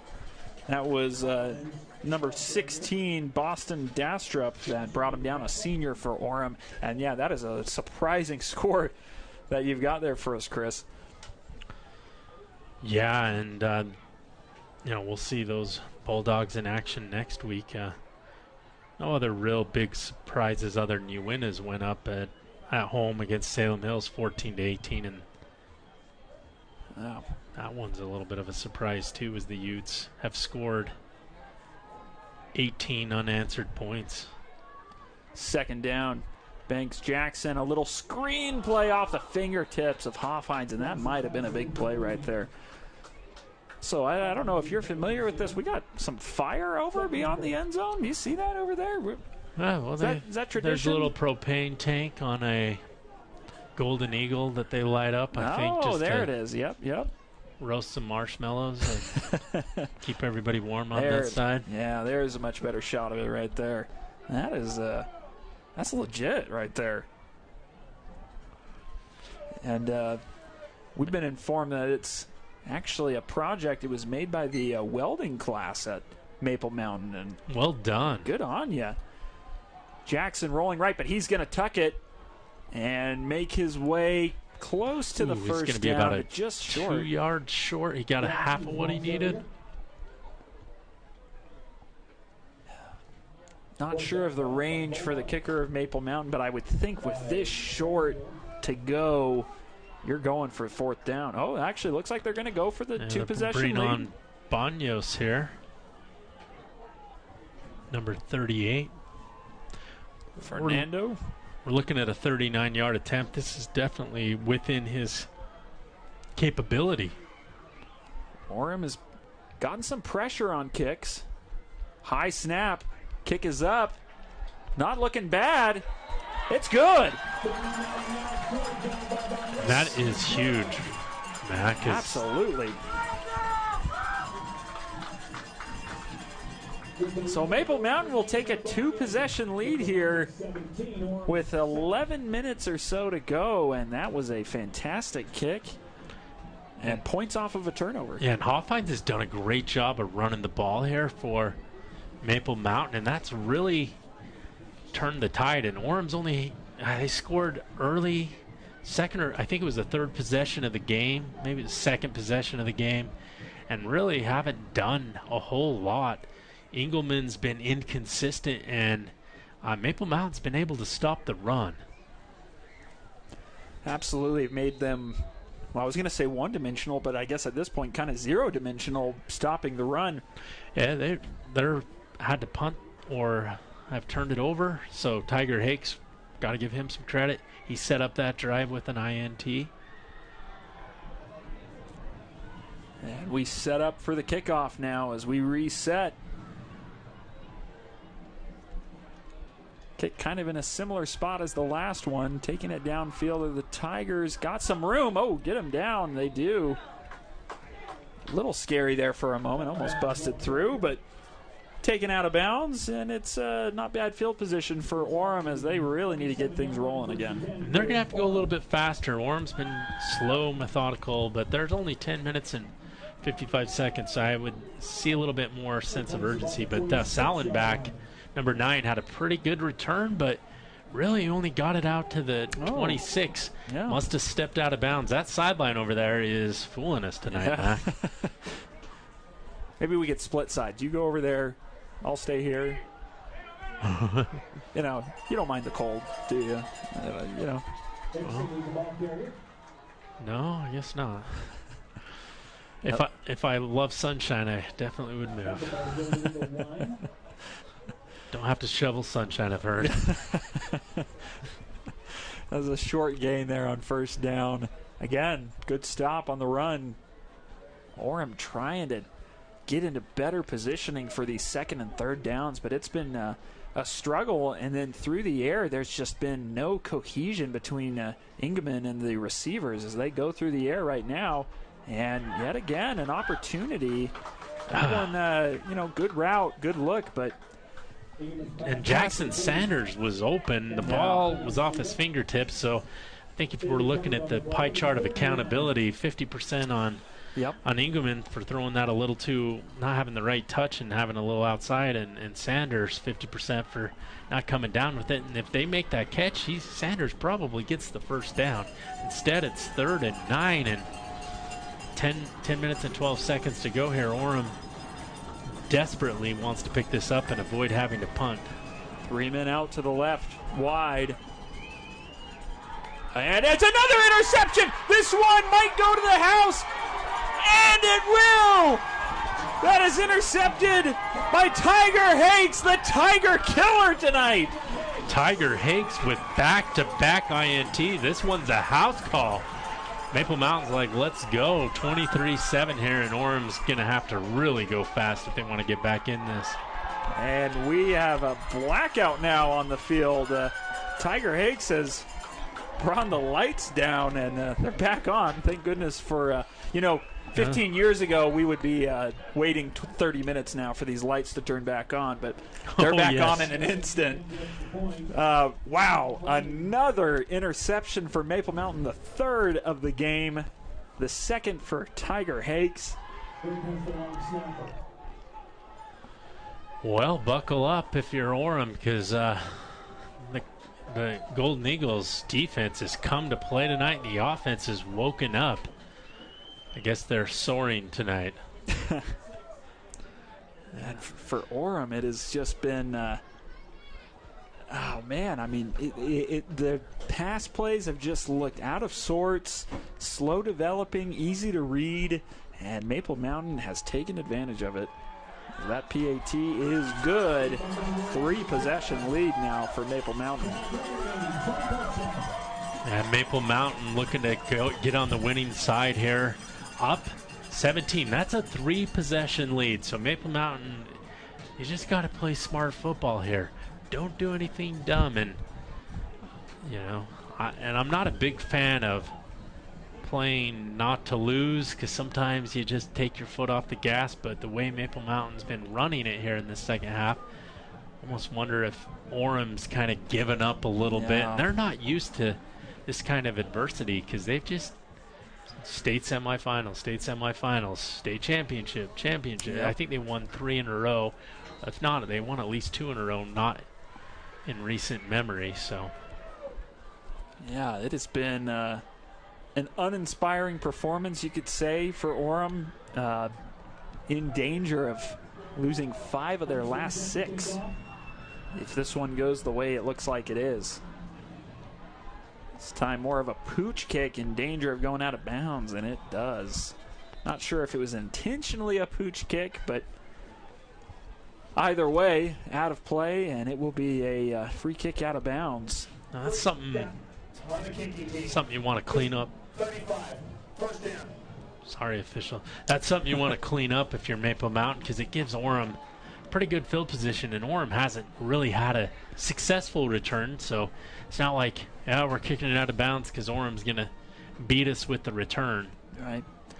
Well, and for Maple Mountain's coaching staff, the motivation is easy right now. Their last game against Wasatch, they had a lead. They had a multi-possession lead in the fourth quarter.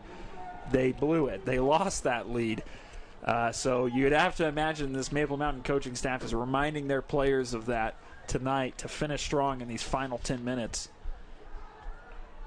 Going out wide are the Tigers. A pretty good gain there. 6 yards on first down. And score update from Vernal. Uinta is now trailing Salem Hills 20-18, and that's interesting because Salem Hills is 4-2, has looked good all year, and Uinta is only 1-5 and has not looked good all year as well. That's still going on. That's still not a going final. on. That's still in the third quarter. And it looks like we have a penalty marker down. The officials are congregating. And here's the word from our head referee. After the play, personal foul, late hit, 72. Late hit, 30 on the defense, offsetting, second down. Interesting, calling them late hits.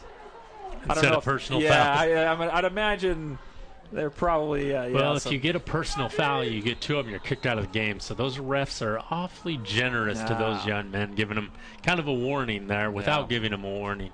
Good point. So no change at the end of that play. A little bit of a wobbly snap. They go to, that's number 14 who's taken down just 2 yards past the line of scrimmage. I tell you what, we have not seen Mac Hickson much recently. I don't know if there's if he's a bit banged up or what, but his absence has been noticeable the last couple possessions. Yeah, and Hardy with another half a tackle there, and I think Saby got in on that action as well. As Maple Mountain defenses, you can see the confidence growing in these guys as they're really able to shut down the run. Going deep downfield, a little bit of separation, and that is caught by that's Asher Young. They've hit him a couple times like that. Big shot on third down.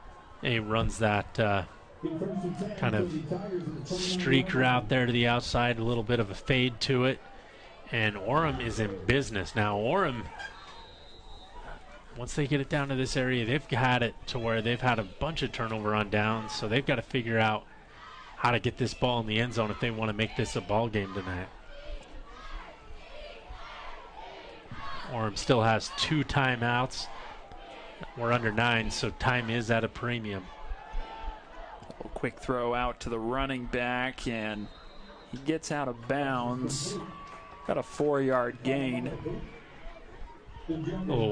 Almost a little bit of a will route out there to the outside. Engelman with a good throw. And Engelman, he's only a sophomore, so he's got a lot of room to improve here or I should say, a lot of years to improve his craft here at Orem High. So struggled a little bit with the interceptions tonight, but he can only get better, I imagine.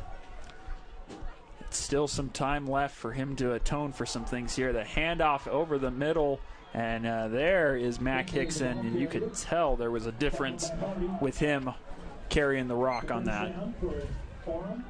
And Orem's starting to get some more chunk plays here on that drive that they scored. They went between about 6 and 9 yards every play, and Orem's starting to get back in that rhythm.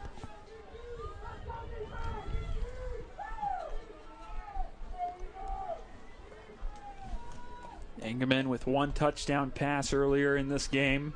Low snap. These snaps have been getting a little sketchy. Fading to the corner and batted down. And that's Young who wants a penalty, but no call there. And we've got a Maple Mountain Golden Eagle down right now. I think was that number 12, and he's bounced back up. Yeah. That's Vili Fano. Yeah. Had an interception earlier. Oh. Penalty on the play. So if they'd have called pass interference, that'd have been offsetting. And fortunately, if you're a Golden Eagles fan, they did not. And that was close. But Orem will have 1st and 20. Tigers trying to get back into the end zone. A delayed handoff to Hickson. He gets a big chunk of that back, nearly to the original line of scrimmage. That should bring up a 2nd and 11 here. And if you're Maple Mountain, there's one thing you love about this, and that's the clock's rolling in. We're at 7 minutes and 50 seconds. That is the problem for the Tigers. It seems their best threat is their running back, but that also comes with the time tax, putting the ball on the ground so much.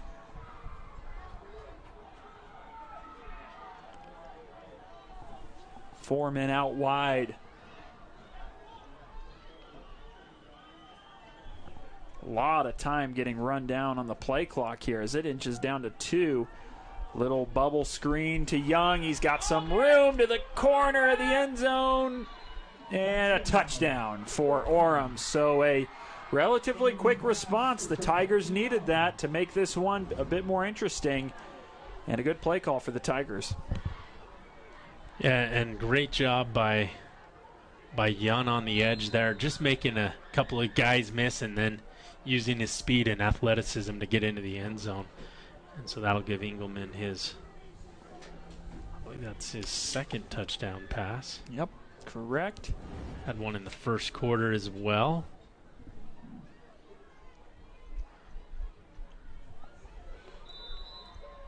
Kick by Horn is good. Kick is good, so it's a 10-point game now. A little bit more interesting. Orem driving down the field, getting the touchdown reception by Asher Young. And this gives us an opportunity, once again, to go over our sponsors with you.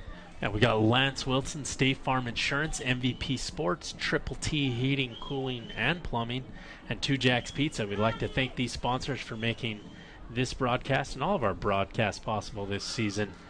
I want to remind you to watch these games on Spanish Fork 17's YouTube channel or on that URL. And there's all sorts of city content on that YouTube channel you can check out. And next week, the Bulldogs coming to play the Dons. So should be an exciting game, and we'll get that one for you as well. As at last check, Provo's trailing Payson 19-23 at Payson, and Payson got a new turf field this year. I know they're super excited. I went out to the Golden Onion days and talked to their student body, who's trying to get Kevin Bacon to come to prom this year. So Kevin Bacon, if you're watching this broadcast, please make these kids' dreams come true before they tear that high school down. Well, it's not if. I mean, Kevin Bacon is absolutely watching this broadcast, right? Kevin, come on, man. Oh, a little line drive kick off the turf. Returning it to the 21 is, that's Morehouse. So good recovery there on a tough situation.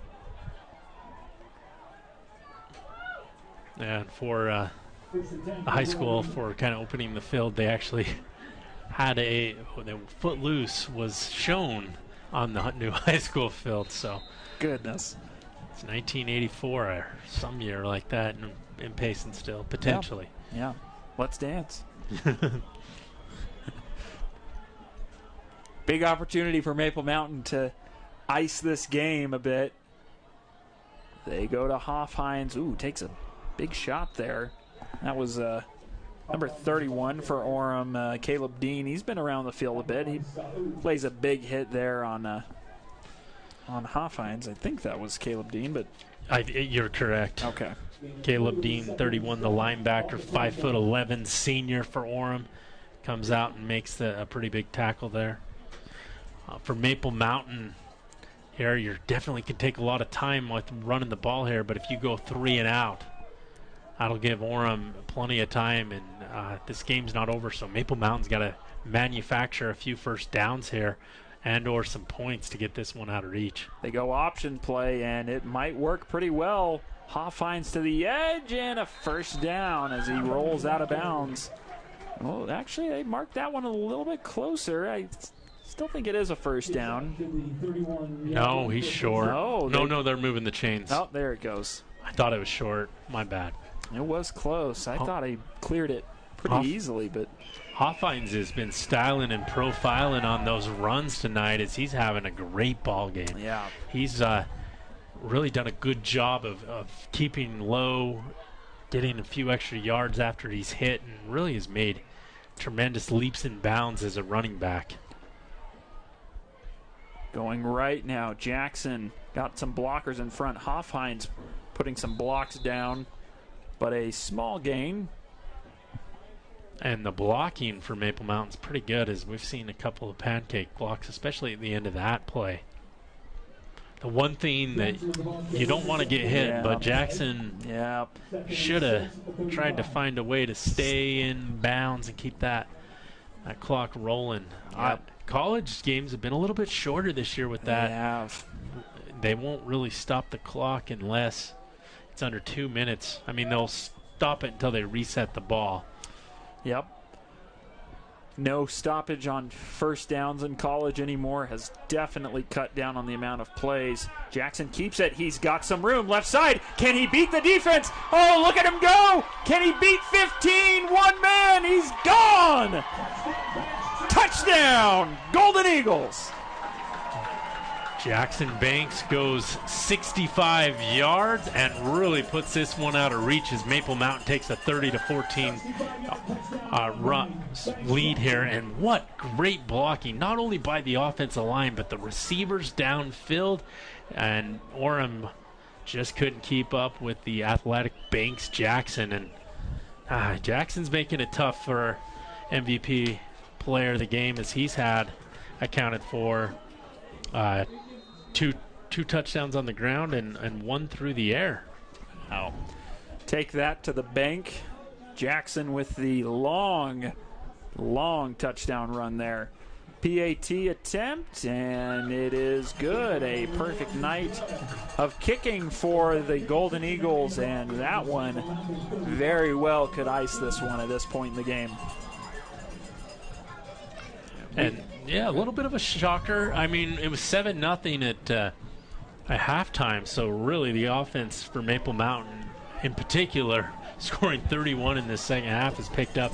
There was that house call by Tiger Hakes as well, so really great night of football here for Maple Mountain. I don't have the numbers, but I would imagine I can count the amount of throws Maple Mountain has had in this half on one hand, and it honestly might be 2 throws. I mean, it has not been much. There was one touchdown pass from Banks Jackson to Morehouse. Other than that, Maple Mountain has not overthought it. Hey, can't stop them on the ground. Why change anything? Yeah, and up in the Vernal area, Uinta has gotten a safety with 1:05 to go in the third quarter there. And so Salem Hills and Uinta are all tied up at 20. And what would be a shocker if Uinta is able to come up with that win. Tying the game on a safety, and this kick nearly went out of bounds. Oh, it's muffed. If Maple Mountain falls on it, it's their ball, but it is Orem's ball. That took a great bounce for Maple Mountain there. Yeah, well, that's incredible, though. A safety to tie the game. You don't see that too often. Needed 2 points to tie, and they got it. And their scoring has been a safety, scored a field goal. They scored a touchdown and a 2-point conversion and a touchdown and a kick to get to 20. So 15-3-2. Oh, my goodness. That is unorthodox right there. 20, you usually think how Salem Hills got their 2 touchdowns, 2 field goals. Yeah. 3 touchdowns, a missed PAT. Exactly. Nope. Orem looking for something positive to finish this game. That's a dangerous ball down the middle. It's bobbled in. It is intercepted. The 4th interception of the game. And that was Sabby there. Sabby with the INT. And really just a bad pass by Engelman. He just threw that one up for grabs, and Maple Mountain was back in 3 deep coverage that time, and Sabby was the closest one to the ball. Bobbles a little bit, but catches it and and Maple Mountain with a 31-14 lead here. That's any bets on how many carries Hoffines gets on this drive? Let it ride. I think it's going to be just about every one. And that was an interesting one. Like you said, not a great decision. That ball, if you weren't paying attention, that ball looked like it was thrown for Saby. I mean, he almost caught it like a receiver in stride. The handoff, nothing there, and that's rare in this half for the Golden Eagles on the ground. A pretty good tackle that time by number 10, Mr. Snow out there, A.J. Snow. No gain on the play, 2nd and 10. And Maple Mountain's just clocks on their side. Orem down 17 this late to go. Imagine they won't use too many of their timeouts. I imagine they'll still try and score if they get the ball back, but this one feels like it's 98% win probability for Maple Mountain. You know what it is? It's that eagle that's burning beyond the end zone. I think that really sparked this offense, sparked these Golden Eagles as we have a stoppage here. Timeout for Maple Mountain. Believe that's Maple Mountain's first timeout, and each team has 1 or 2 timeouts left. You like to see that, a coach not taking it easy on his team with a lead in hand, still want to play the game the right way, and burns a timeout to get them back in sorts on this play. And this game's been, moved really fast in the first half. The second half, there's been a few more stoppages with some points, but Maple Mountain's big old goose egg in the first half, and the second half been able to manufacture 31 points, and we still have 4 minutes and 58 seconds to go.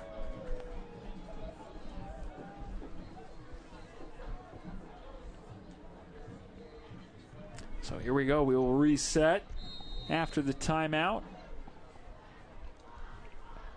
Nick Hoffhines, star on offense today on the ground, and he gets the rock, still pounding his way, pushing to get as much as possible, gets a few yards. It's going to be a 3rd and 6. Orem with a couple good stops there on the ground, and that has been hard to come by for them this half.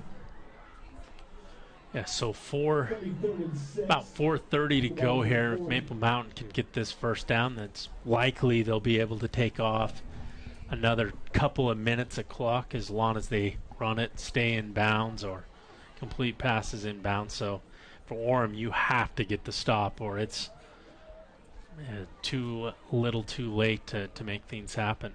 They're going to throw the ball here on 3rd down and got a man on the slant. It's a first down for Maple Mountain, and I have a feeling Orem was not expecting something through the air there. Yeah, and sometimes you got to do the unexpected to pick it up, as that was a nice little slant route that time. Maybe it was a post by Austin Harper to pick up the first down for Maple Mountain. And they're on the plus side of the field. And this seems like Maple Mountain, even when they weren't scoring, was spending a lot of time on this side of the field. And really, I think they've worn down this Orem Tiger defense a little bit with the running attack. It, planted some seeds in the first half, and then they get some fruit in the second. To the best of my knowledge, there have been no punts for Maple Mountain in this game. And, of course, they've turned it over on downs a good bit in the first half. But if you're going a game without a punt, you're probably going to win that game, and that's what Maple Mountain's heading towards right now. Yeah, no punt, no turnovers, and when they did go for it on 4th, it was probably like, we punt it in the end zone, we're only going to net between 7 to 20 yards. So they I think I'd call it smart 4th down and going for it, where sometimes I'm seeing other people that, they go for it a little too often. The high school teams are crazy about going for it, though. And we're going to have another timeout here for the Golden Eagles. They were a little late. At least I think it's a timeout. Yep, it is. They were a little late getting set there. The clock was at close to 0, so the Coach Hall burns a timeout there, 1 remaining, but 2:47 to go here for Maple Mountain. Another first down, and this one's, well, they could warm up the fat lady at that point.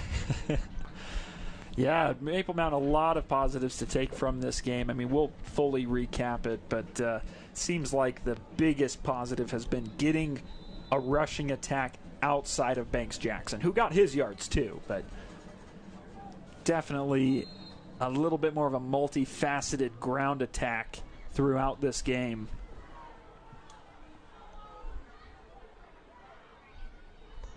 Hofheinz and that went nowhere. Yeah, I mean, Orem, I think, has finally just sold out on that play.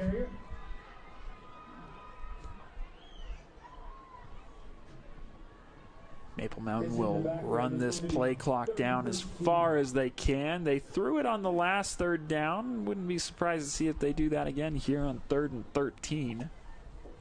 Looking to keep their defense off the field and ice this one with the ball. And next week for Maple Mountain, they have to travel to Springville, which that should be a much improved Maple Mountain team. Always a tough Springville team. That should be a good game. Oh, yeah. Down the field and caught right at about the 40. And that's, is that Stonebreaker? Number 88 with the catch. Or is that 86? 86 or 88. Oh, well, that might be 86, actually. 86 is Sierra. All right, well, one of those two. Why? I think Good it's work. Sierra. We're going to go with that was 86. 4th and 1 here. 147. I imagine if you pick up this first down, you can line up in the victory formation, which is always a fan favorite for the winning team, and for the losing team, a sad formation. Yep. You never want to be on the other side of the victory formation. And Orem, it's a little chilly this week. What do we got? We got, I mean, I know we were in low 60s tonight, but it was windy. We're in a booth right now, so we can't feel the wind, thankfully. They're saying it's 52. Woo. All right. I've been out of town, and I swear it was really nice when I left. And I'm cold. You did bring a sweater. I did. Now you were ready. So here we go, 4th and 1 to put this game away. The option, and it's going to be a first down and a good exclamation point for Hofheinz. But there is a flag, couple flags thrown there. Might get to redo it. Yeah. Flags were pretty obvious because there were 2 flags there, and I'm guessing.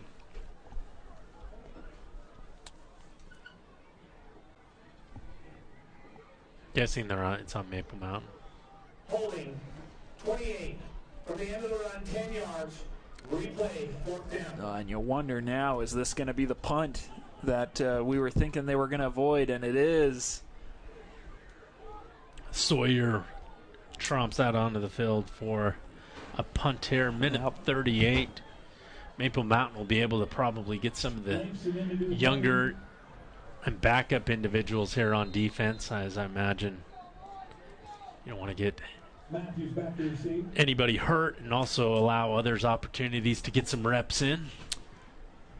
Great opportunity. A high snap, but you're on it, Chris. False start, number 19, 5-yard penalty, 4th down. Timeout, Maple Mountain, their 3rd and final. So Maple Mountain going to call another timeout. They are not wasting this opportunity to continue to coach their players as they call their 3rd and final timeout to get the team together one last time before this punt.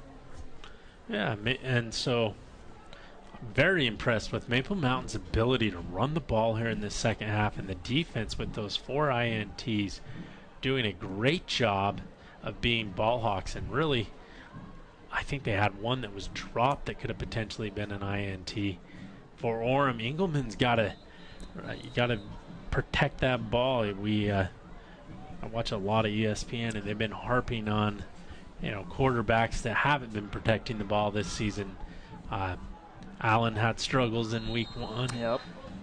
Zach Wilson, Jets might have had struggles in week 2. Yep. It's made the difference in this game. I think for Orem, we saw as Leifson gets the punt off, a knuckler had a good bounce too. That one's going to be pinned down at the 6-yard line. Some good special teams towards the end of this game for Maple Mountain. Yeah, I think for Orem we saw they have a rushing attack, but that rushing attack struggles when you don't have the other side of the offense working, and the pass game was just not there consistently for Orem. They had little shots here and there that worked out, especially to Asher Young down the sideline deep. But there was no play-to-play cohesion and consistency, and I think that really played well for Maple Mountain as they were able to stop the run game too. And Orem has their starters out. Maple Mountain has a lot of bench players in there. And on the ground with Hickson, another flag comes down. We're having a little bit of a parade of flags. Yeah. Referee's not calling it a game. They are stout. Hey, they get paid by the hour, so they got to make sure this game goes as long as possible. I thought they got paid by the flag. That both. That's a bonus. All right, yeah, makes sense. Yeah, their compensation plan's complicated. Holding number 72, half the distance to the goal, still first down. Or might just want to take a knee. They might. Call it a day. You know, with this game coming to an end, this is where I get one opportunity to harp on one thing I've never understood with football. You know, we do the half the distance to the goal penalty as they go back to Hickson, just about the same play. Cuts it upfield, and he's lifted, taken down. I've never understood the half the distance thing. You know, it's like you commit a penalty, it's 10 yards. Oh, unless you get close to the end zone, in which case, we just go half. You know, I'm like, if you're 10 yards out and it's a 10-yard penalty, you put that ball on the 1-yard line. And at least that makes the most sense to me. I've never understood why we make an exception of that, other than just to keep things interesting. Well, it goes back to the convention of night. I don't know. I put you on the spot here. Go back to Hickson. He's had a tough game in that he's played tough. So I always was like, well, the defense had pass interference. It was down in the end zone. It's a 15-yard penalty. They're inside the 15. Why isn't it a touchdown? Yeah, can't score on a penalty either. Yep. And that brings us to the other thing, which, I don't know how I feel in the NFL, the spot foul defensive pass interference. I go back and forth on that sometimes. But here we go. This is the final play of this ball game. It looks like Maple Mountain's going to come out with a 31-14 victory, chucking it up into the air, and that is a reception for Orem. Bit of a positive final play, but other than that, this second half was dominated by the Maple Mountain Golden Eagles. They are victorious, 31-14 over Orem, and it was a fantastic ball game for the Golden Eagles. Yeah, well played for the Golden Eagles here tonight as they're able to really open up that offense and score 31 points. All right, well, we appreciate it. Of course, stick around with us here after this break. We're going to have a little wrap-up. We're going to put a bow on this game and have our MVP player of the game. So stick with us after this break.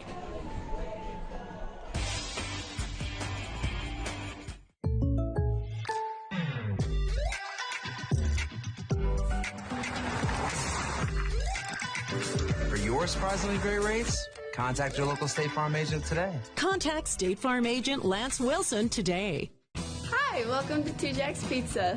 For the best pizza you'll ever taste and our world-famous cheese sticks, come to Two Jack's Pizza on Main Street in Spanish Fork or call us for a quick delivery. Are you hungry yet?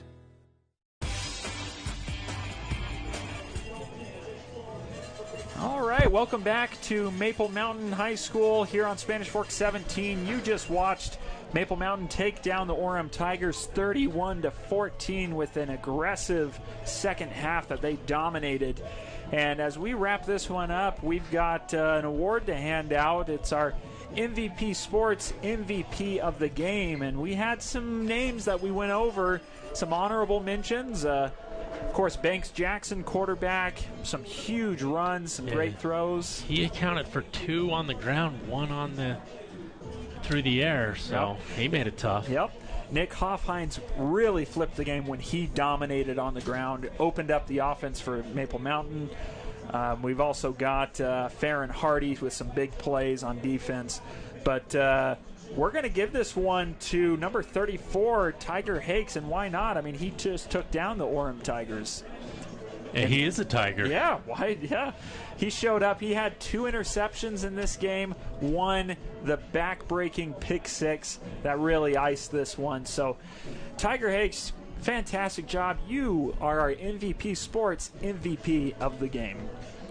Now, up next for Maple Mountain, they travel to Springville, and they're going to have to bring their A game for that one as well, as that should be an exciting matchup there in Springville. If you can make it out to that one, that might be a good one to go to while you stream our game. Absolutely. And remember, that game is the Provo Bulldogs taking on the Spanish Fork Dons. That is our next broadcast, Friday, September 29th, 7 p.m. You know where to find us, Spanish Fork 17. We will be there to bring you the action. And it was a fun one tonight, Chris. Any final thoughts on this one? Yeah, it's just exciting. Maple Mountain's 4-3. It's really tough when you've only won 1 game the previous year to bounce back, but credit the coaching staff, and you definitely can see the improvement. I haven't seen him since week 3. We're in week 7 now, and this Golden Eagles team seems to be on track now. They're going to have to continue that momentum as they're at Springville, and then they have Timpview at home. So we'll have to see what they can do in those 2 tough battles, but it's a great way to get this team going in the right way after they had a tough loss at Wasatch last week. Absolutely a good bounce back. It was a fun and fantastic night as the eagle burns on the screen there. And we really appreciate you joining us here on Spanish Fork 17. It was a blast to bring you the action. Please join us again for our next broadcast. And once again, the final score you see there, Maple Mountain pulling this one out with a second half attack, 31-14 over the Orem Tigers. The season rolls on, and stay with us with Spanish Fork 17 as we bring you the action. For Chris Hurst, I'm McIntyre Branning. Thanks once again for watching. Have a great night.